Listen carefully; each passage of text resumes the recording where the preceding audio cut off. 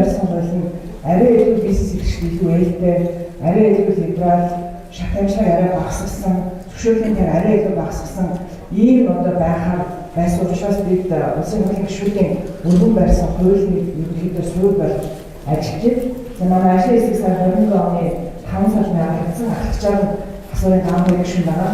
Гаамын гишүүн өнөөдөр төрж хүлээдэг байгаа. Учраас ажлын хэсэг гишүүнээр би танилцуулга хийж байна. Манай ажлын хэсэг гаамын гишүүн, гаамын гишүүн өнөөдөр одоо бүрдээр нэгвэр нарийн гишүүдүүд байгаа. За бидний зүгээс ялангуяа баримтж байгаа холбоот бол Монголын засгийн газрын үйл ажиллагааны хөтөлбөрт за мөн Монголын намын үйл хөтөлбөрт зөвшөөрлийн тоог одоогийн байнгаас дорож татаагүй бууруулна гэж оруулж өгсөн байж байгаа. Тэгэхээр үүний хүрээнд бид нар зөвшөөрлийн энэ процессыг арай илүү өнгийн болгох, тоогийг арай илүү багасгах, за үүнтэй холбоотойгоор бас захимжуулах, одоо захин үндэстэн бүхэнд захимжуулах энэ одоо бодлогыг ерөнхийдөө баримтаж хийсэн. За хуулийн зорилго төрийн нийтийн эмчийг ашиглах, зөвшөөрлийн төрийн нийтийн эмчийн үндсэн хуулийн 6-2-оор одоо тодорхойлсон. Зөвшөөрлийн англи хөрөг эдгээрийг бүртгэх, зөвшөөрлөд олгох, эдгээрийн хаяалал, зөвшөөрөл олгох, сунгах, төлөвлөлт, сэргийг дуусгах болохтой холбоотой бас үйл ажиллагааны журам, зөвшөөрлийн харилцаа тавих, хяналтыг бас хэрэгжүүлэхтэй холбоотой нийтлэг харилцааг тогтоохоор оруулж өгсөн байж байгаа. За ерөнхийдөө одоо иргэдийн зүгээс Монгол өнөөдөр хүний их асуудлыг ярих ч гэсэн бизнес эрхлэлтэй холбоотой асуудлыг ярих ч гэсэндээ төрөл зөвхөн хуулиар зөвшөөрсөн үйл ажиллагааг явуулах ёстой. Тэгэхээр төрийн албан хаагч бид нар ч гэсэн мөн адилхан. Иргэн тав харин бизнес эрхлэгч та бүхэн хуулиас хоригдсоос бусдыг хийх боломжтой. Зөвшөөрлийн тухай хуулиар бол нийтийн эрх ашиг, үндэсний аюулгүй байдал, нийгмийн эрүүл мэндэд нөлөөлөхөөс үйл ажиллагаанд зөвшөөрөл авахар зааж өгсөн байж байгаа. За энэ төвүүд үүнийг хэн болох юм бэ гэдэг энэ гол одоо зөвшөөрлүүдийг бид нар энэ хуульд авах гэсэн үг ээ. За зөвшөөрөл эзэмшиж байгаатай холбоотойгоор бас хуулийн эдгээр тодорхой хэдийн хязгаарлалт зөвхөн хуулиар тогтоохоор оруулж өгсөн. Одоо үнийг их зарим төрлийн агентлаг өөрсдөө багцлах зөвшөөрөл авч. Сүүл аймаг дүүрэг нийслэлийн одоо ерөнхий хуульд болж байгаа нэг төрлийн шинэ зөвшөөрлийг болгож. Зөвшөөрлөө хуулиар тусгалтаагүй. Ингээд аваад үзэхээр бид нар зөвхөн хуулиар үнийг тогтоох ёстой. Зөвшөөрлийн харилцааг шаардсан хуулиар тогтоолоогүй бол бусад харилцааг үнийг хуулиар тогтоохоор оруулж өгсөн. За мэдээж энэ дээр бол нэг зөвшөөрлийн тоо ямар зөвшөөрлүүд байх вэ? Энэ хуулийг олохтой холбоотой ямар зөвшөөрлүүд өөр өөрөөр холбоотой ашиглалтын тоо хуулиар гэх мэт за татвартай холбоотой бол татврын хуулиар, татврын хуулиар гэх юм уу? Татврын тусгаасан хуулиудаар тогтоолгоно гэж оруулж өгнө гэсэн. За зөвшөөрлийг бид нар хоёр төрлөөр ангилсан байж байгаа. Тусгай зөвшөөрөл, энгийн зөвшөөрөл. Тусгай зөвшөөрлийг анх олохдоо 5 жилээс доош хугацаагаар олгоно гэж. За тусгай зөвшөөрлүүд илүү хөрөг оруулж шаардсан. За бизнес эрхлэгчдийн хувьд нэлээд өндөр шалгуураар басан авдаг тусгай зөвшөөрлүүд байхаа сайн. За 3 жилээр бидний энгийн зөвшөөрлүүд заримдаа нэг удаагийн шинж чанартай. Ашгүй тусгай зөвшөөрөл авсны дараагаар жишээлбэл банк салбараа байгуулах. За ингэж бол одоо эхлээд мэдээ банкаар зөвшөөрөл авч салбараа зөвшөөрөл авдаг байх учраас энгийн зөвшөөрлийг бол 3 жилээс бас доошгүй олж болно. За хуулиас тохиолддог үйл ажиллагааны болон энгийн зөвшөөрлийг бас хугацаагаар бас олж болно. За зөвшөөрлийн хууль өөрөөр заавал анх олсон хугацаанаас доошгүй хугацаар сонгоно. За манай бизнес эрхлэгчдээр хамгийн тулгуурлаг гэсэн арай их зөвшөөрөл авах үйл ажиллагаа явуулж идэг зөвшөөрлийн хугацаа дуусна. За ингээд дахиад зөвшөөрлөө сонгуулах гай баг дахиад зөвшөөрөл авахаасаа хууль олон процесстэй боловсруулдаг. Тэгэхээр үүнийг бид бас шийдгээр оруулж өгсөн. За тусгай зөвшөөрлөөр ашиглалтын зөвшөөрлөд үйл ажиллагааны зөвшөөрөл гэж хоёр төрөл болгосон. Тэгэхээр английн хувьд бол хоёр төрөл. За тусгай зөвшөөрөл дотор төрөлийг дахиад ашиглалтын үйл ажиллагаа гэж. За ашиглалтын хувьд бол энэ ашиг олох зорилгоор эсвэл үйлдвэрлэлийн зорилгоор газар гарсын мэдээ болохтой байгалийн үзэл ашиглахыг ашиглалтын тусгай зөвшөөрлөөр. За үйл ажиллагааны тусгай зөвшөөрлөөр үндэсний аюулгүй байдал, нийтийн ашиг сонирхол, хүн амын эрүүл мэнд, хүрээлэн байгаа орчин, за санхүүгийн тогтвортой байдал, эрсдэл учруулж болзошгүй тусгай хяналтанд байх ийм үйл ажиллагаа болон тусгай болон шаардлагыг хангасны үндсээр хэрэгжүүлэх мэргэжлийн үйл ажиллагааг бол оруулахад зааж өгсөн. За энгийн зөвшөөрлийн хувьд түрүүн эсэлчний нэг удаагийн шинжтэй сүүл үйл ажиллагааны зөвшөөрлийн утсан хэрэглэх нэмэлт үйл ажиллагаа байгаа.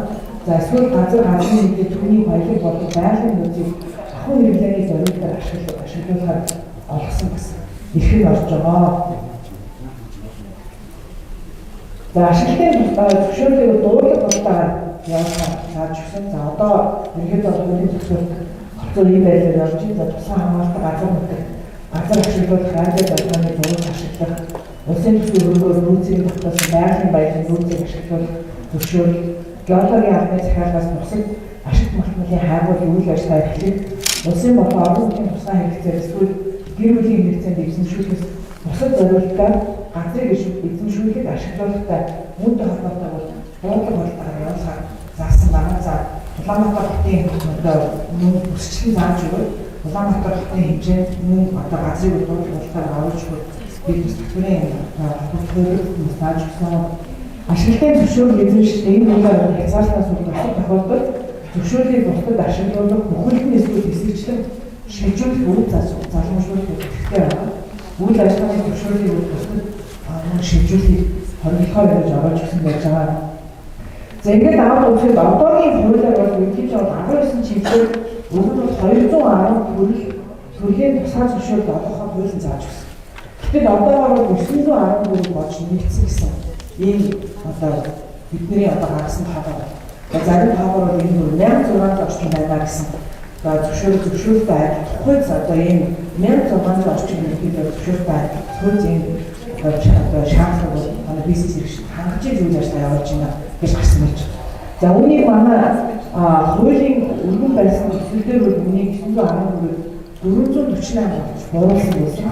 Тусгай зөвшөөрлийг 285, энгийн зөвшөөрлийг 163 болгож, за үүнийг манай ажлын хэсэг ажиллаад дахиад 392 болгож буулгана яаж. За өнөөдөр тусгай зөвшөөрлийг нийтдээ 250 орчим, за энгийнийг бол 139 орчим болгож бид бууруулсан гэдэг. Тусгай зөвшөөрлийг шаардлагатай тусгай зөвшөөрлийг тоогвол одоогийн байгаа 914-өөс 392 болгож бид бууруулах ёстой гэж манай ажлын хэсгээр гаргасан байна. За төслөөс бол хасъя гэсэн үндслээр энэ өргөн барьсан төслөөс бид нийтдээ тусгай зөвшөөрлөд 35-ыг энгийн зөвшөөрлөд 11-ийг хасъя гэж оруулж өгсөн байна. За энэ төслөөс хасагдсан мөн холбогдох байгууллагатай хамтран үнийг гаргасан байгаа. За мөн нэгдсэн сан үсгийг захин нэгдсэн сантай болъё. За энэ дээр бол одоо нэгдсэн сан дээр зөвшөөрөл олгосон байгууллага, сонгосон байгууллага үзүүлсэн бол хүчнгээр болсон тухай шийдвэр дуусгал болсон тухай. Тэгэхээр нөгөө бид нар иргэний өмнөхөө заавал авч явдаг бол таны мэдээлэл хийлгэж байгаа гэдэгтэй адилхан төрийн байгууллага таны тусгай зөвшөөрөл байна уугүй гэдгээр захин мэдээллийн сан руу ороод үнийг харах боломжтой болно гэсэн. Бидний болгосон, ямар хугацаа болгосон, хэн олгосон, үүнд ямар нэгэн тусгай нөхцөл заасан байна уу үгүй байна.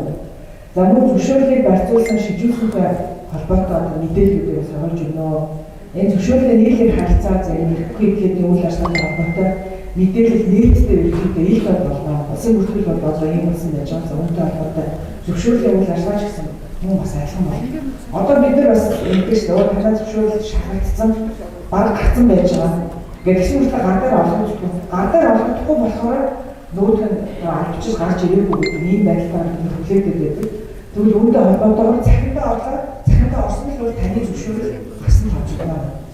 За үүнтэй холбоотойгоор бид нар хуулийн процессыг маш энгийн бас тодорхой болгож өгье гэсэн байж байгаа. За одоо бол ингээд төрийн байгууллагууд аваад одоо маш удаа за тэр дараатай байгаа энэ дээр хэн нэгжлэлтэй тогтсон эндээс бид нар тодруулах авах гэж ингээд бодоод. За дээрээс нэмээ за дараатай очсон одоо тамган дараах гэж байгаа гэж бодоод. Тамган дараахчаад олохдохгүй байхыг бодоод. Тэгэхээр энэ бүгдээр бид нар хугацаа зааж өгч энэ бүх процесс арай илүү үгийн болох юм байна. Манай бизнес хэрэгчдийн хувьд. Тэгэхээр зөвшөөрөл хүсэж өөрөлдөө шийдвэрлэхдээ одоо явж байгаа захмаар аль шатах явж байгаа шууд хийх боломжтой байна. Аль газар дээр байгаа, аль байгууллага дээр явж байгаа, тэн дээр энэ зохицсон гэдэг.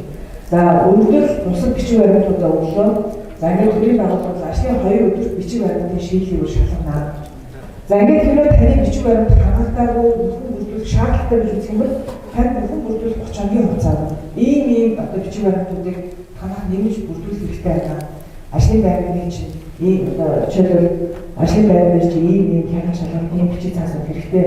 За хүн бүрдүүлж хэрэг 30 өдөр өгөөгүй бол таныг өргөдөл гаргаж тавьсан. Тэгэхээр та дахиад өргөдөлтэй ингээд дахиад өгсөн байна. За хангасан гэж үзэх юм бол энгийн зөвшөөрөл бол одоо 5 хоногийн дотор, за тусгай зөвшөөрөл бол 10 хоногийн дотор, за нэмэлт мэдээлэл авахаа зөвлөлт тодорхойлох бусад төрийн байгууллагуудаас гаргуулах шаардлагатай энэ ажлын 5 өдөр одоо шалгаж нэмж одоо магадлах юм шаардлага байвал энгийн шүлбэр 5 хоног, тусгай зөвшөөрөл бол 10 хоног байна. За үүний дараа бол одоо ажлын 5 өдрийн дотор зөвшөөрөл олох хэсэг талаараа шийдвэр гаргана. За үүний дараа гаргасан шийдвэрийн ажлын одоо шийдвэрээ ажлын 3 өдрийн дотор мэдэгдэнэ. За ингээд шийдвэрийг бол захин нэгдсэн санд бүртгэн ингээд нэг процесс бол ажиллагаа ерөнхийдөө бол ажлын 23 өдрийн дотор явуулна гэсэн ийм бид нар одоо цагтааны хувьд илүү богино болгож асууж байна. За үүнтэй холбоотойгоор зарим одоо зөвшөөрлүүдийг мэргэжлийн холбоотууд, төрийн бас байгууллагууд мөн олох бас боломж олцоотой байгаа. За бид нар хуулийн дээр зарим нэг онцгойсон жишээлбэл тэсэж дэлбэрэх бодис, банкны зөвшөөрлөг хэмжээчлэн мэргэжлийн холбоотуудаар шилжүүлж болохгүй үндэсний аюулгүй байдал байдаг юм уу? Ноцтой бас одоо нөлөөлөх тусгай зөвшөөрлүүдийг бид нар бас чагсааж оруулж өгье гэж бас ажлын хэсгээр бас ярьж байна. За өмнөөс бүсдээ бол ялангуяа манай жишээлбэл одоо сангийн ажлаар ажиллах манай хүмүүс 5-6 тусгай зөвшөөрөл олгодог. Үүнээр бид нэр жишээлбэл хөрөнгөний үнэтэйний тусгай зөвшөөрлийг хөрөнгөний үнэтэйний тухай хуулиар мэргэжлийн холбоотод анх олгох нь сангийн агуулгад үнээс хойш суугахад нь мэргэжлийн холбоотод суугаад байдаг. Гэхдээ мэргэжлийн холбоо дахиад үүнээр би бас тав хүнээр онцгойлон бас хэлье гэж бодож байна. Бид мэргэжлийн холбоотоос бас тав хүнээс энэ эрхийг олгож байгаа дагуу тав хүнээс бас маш өндөр үйл ажиллагааны өндөр бас зарчмын үйл ажиллагааны илүү том өндөр нийтдээ мэргэжлийн холбоотоо мэргэжлийнхээ аюулсаа хамруулсан байхад бид нөлөөлөлөөс бас шаардлагаас авахгүй юм. Бидэн дээр төрийн байгууллагаар тулгараад байгаа нэг асуудал нь нэг чиглэлийн маш олон мэргэжлийн холбоо. За дээрээс нь ингээд одоо бүр наривчлаад одоо тусгай зөвшөөрлийг бид нар ингэж наривчлахгүй айлгуулж нийтлээ гэдэг. Гэхдээ мэргэжлийн холбоотууд нь бүр наривчлаад явчихдаг. Жишээлбэл хөрөнгөний үнэлгээний гэдэг тусдаа хохирлын хөрөнгөний үнэлгээний дахиад тусдаа. За ингээд уг нь бол Монголын хэмжээнд нэг одоо 200 гаруй үнэлгээ чинь байгаа байхгүй. Биднээс үйл ажиллагаа явуулж байгаа нь 40-50 үнэлгээ байгаа. Гэтэл нөгөөдөл нь 2-3 холбоотод тусдаа ингээ хуваагдаад явчихаар бид нар хууль зөвлөгөөнд мэргэжлийн байгууллагуудаас саналын авах гэхэд заримдаа бид нар мэдэхгүй ахад ингээд мэргэжлийн холбоотууд төрөөс авах гэсэн. Тэгээ нэг нь унахад нөгөөдөл нь манайхад оролцуулаад байлээ ингээд хондоод явчихдаг. Тэгээ үүнтэй холбоотойгоор бид нар ялангуяа мэргэжлийн холбоот бол үнэхээр мэргэжлийн дээрээ бас үүнтэй таавал манаас анхаараа. Манай ерөнхийдөө төрийн байгууллагууд бидний зөвшөөрлийг илүү энгийн их тод болгох, ялангуяа сувгтай холбоотой, эсвэл одоо аудиторч гэх юм уу, одоо хөрөнгөний үнэлгээч гэх юм уу, үйл ажиллагаатай мэргэжлийн үйл ажиллагаатай холбоотой энэ зөвшөөрлүүдийг ялангуяа сувгтай холбоотой энэ ихүүдийг мэргэжлийн холбоотойгоор өгчий гэсэн төрийн байгууллагууд маш байна. Тэгэхээр үүнээр ялангуяа мэргэжлийн холбооны тухай